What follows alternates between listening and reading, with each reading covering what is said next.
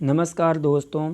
तो आज राजस्थान हिस्ट्री में चौहान राजवंश पढ़ेंगे और पूरी डिटेल से पढ़ेंगे। तो सबसे पहले देखो चौहान राजवंश का मूल शब्द क्या था, कि स्टार्टिंग वाला जो शब्द था वो क्या था। मूल शब्द क्या है इसका, तो वह है इसका चाहमान। मूल शब्द क्या है इसका, चाहमान। अब देखो चाहमान का जो चाहमान में जो शब्द आ रहे हैं उनका अर्थ क्या होता है। तो सबसे पहले देखो चा का मतलब होता है चाप। अब देखो चाप ऐसा होता है, इसका मतलब होता है धनुष। ऐसा राजा जो धनुर्विद्या में क्या होना चाहिए, निपुण होना चाहिए। जो राजा धनुर्विद्या में निपुण होगा वो अपनी जनता की रक्षा कर सकता है। दूसरा यहाँ से देखो है का मतलब होता है हरि। है का मतलब होता है हरि। ऐसा शासक, ऐसा राजा जो ईश्वर पर आस्था रखता हो, क्योंकि जब राजा ईश्वर पर आस्था रखेगा तो वहाँ की जनता भी ईश्वर पर विश्वास रखेगी। तीसरा यहाँ से देखो माँ का मतलब होता है मान या सम्मान। मतलब ऐसा शासक जो अपने अतिथियों का, अपने मेहमानों का क्या करना चाहिए, सम्मान करना चाहिए। चौथा यहाँ से न का मतलब होता है नीति। ऐसा शासक जो नीतियाँ बनाने में निपुण होना चाहिए, क्योंकि अपनी जनता के लिए नीतियाँ बनाए, ढंग की नीतियाँ बनाए। यहाँ देखो चाहमान शब्द का सर्वप्रथम उल्लेख कहाँ मिला। चाहमान जो शब्द है इसका सर्वप्रथम उल्लेख कौन से ग्रंथ में मिला, तो इनका सर्वप्रथम पृथ्वीराज विजय नामक ग्रंथ में मिला। और ये ग्रंथ किसने लिखा, जयानक ने। जयानक ने कौन सा ग्रंथ लिखा, पृथ्वीराज विजय। और पृथ्वीराज विजय ग्रंथ में सबसे पहले किसका उल्लेख मिला, चाहमान शब्द का। और चाहमान शब्द चौहानों का मूल शब्द था। नेक्स्ट यहाँ से देखो, अब यहाँ से हमें देखना है कि चौहान राजवंश की उत्पत्ति के सिद्धांत किस किसने दिए। तो सबसे पहले देखेंगे अग्निवंशीय सिद्धांत, अग्निकुंडीय सिद्धांत किस किसने दिया, किस किसने इसका समर्थन किया। तो देखो चौहान राजवंश की जो उत्पत्ति है वो अग्निकुंड से हुई है, अग्निवंशीय हुई है या अग्निवंशीय इनको मानते हैं। तो कौन कौन ऐसे विद्वान थे। पहला देखो चंद्रबरदाई। चंद्रबरदाई चौहानों की उत्पत्ति अग्निकुंड से, अग्निवंशीय मानते हैं। और इसका समर्थन करने वाले विद्वान थे मोहनोत्नयनसी और सूर्यमल मिश्रण। नेक्स्ट यहाँ से देखो चौहान सूर्यवंशी थे। ये कौन कौन मानते थे, जयानक, जोधराज, नयन चंद्र सूर्य, नरपति नाल और गौरीशंकर ओझा। ये 6 विद्वान चौहानों को सूर्यवंशी मानते थे। नेक्स्ट यहाँ से देखो, लेकिन एक विदेशी विद्वान थे जिसको राजस्थान का मतलब राजस्थान के इतिहास का जादूगर बोलते हैं, कर्नल जेम्स टोड, और जिसको घोड़े वाले बाबा के नाम से जानते हैं। और इनका जन्म इंग्लैंड के इलिंगस्टन प्रांत में 1783 को होता है। और ये भारत में सर्वप्रथम 1798-99 में कहाँ आते हैं, बंगाल के अंदर आते हैं। और 1806 में मांडल भीलवाड़ा में राजस्थान में सबसे पहले आते हैं। कौन, राजस्थान के इतिहास के जादूगर कर्नल जेम्स टोड। अब देखो कर्नल जेम्स टोड खुद विदेशी थे। कर्नल जेम्स टोड खुद विदेशी थे, तो ये चौहानों को भी क्या मानेंगे, विदेशी। अब विदेश के अंदर 2 जातियां रहती है, एक तो शक और एक सीतियन। तो ये मतलब चौहानों को शक और सीतियन, इनकी उत्पत्ति विदेशों से बताइए चौहानों की उत्पत्ति। लेकिन इसका समर्थन किसने किया, इसका समर्थन किया स्मिथ ने। इसका समर्थन किसने किया, एक इतिहासकार हुए स्मिथ।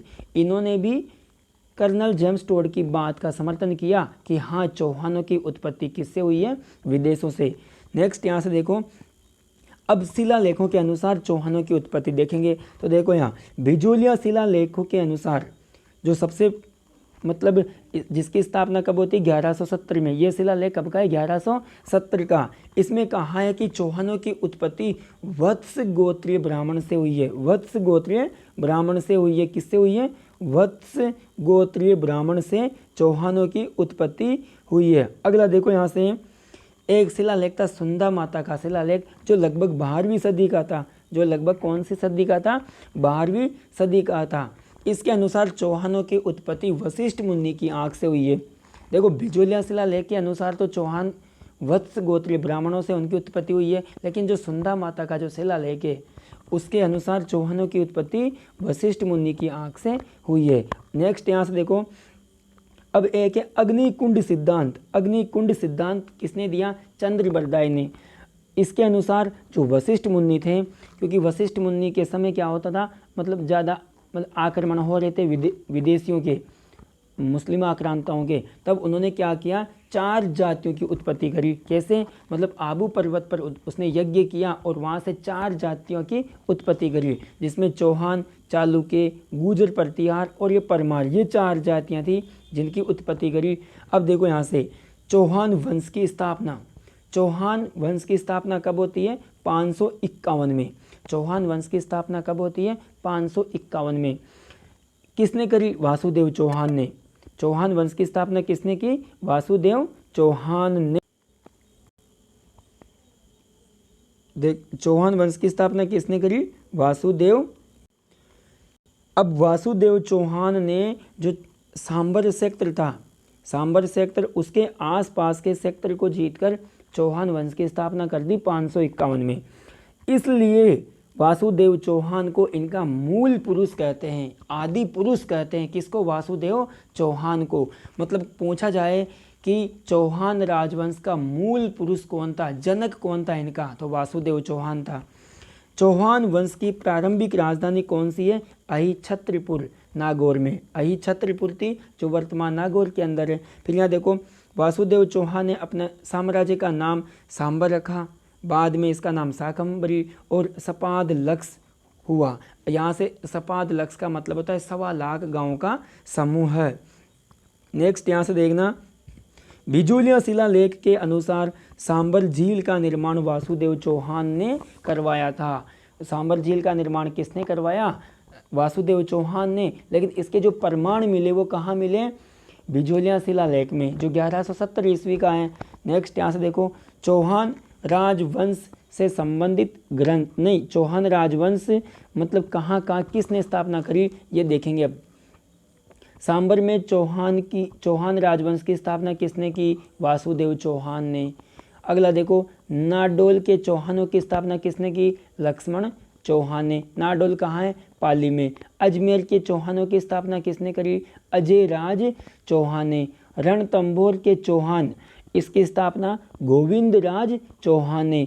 जालोर के चौहान वंश की स्थापना किसने की, कीर्तिपाल चौहान ने।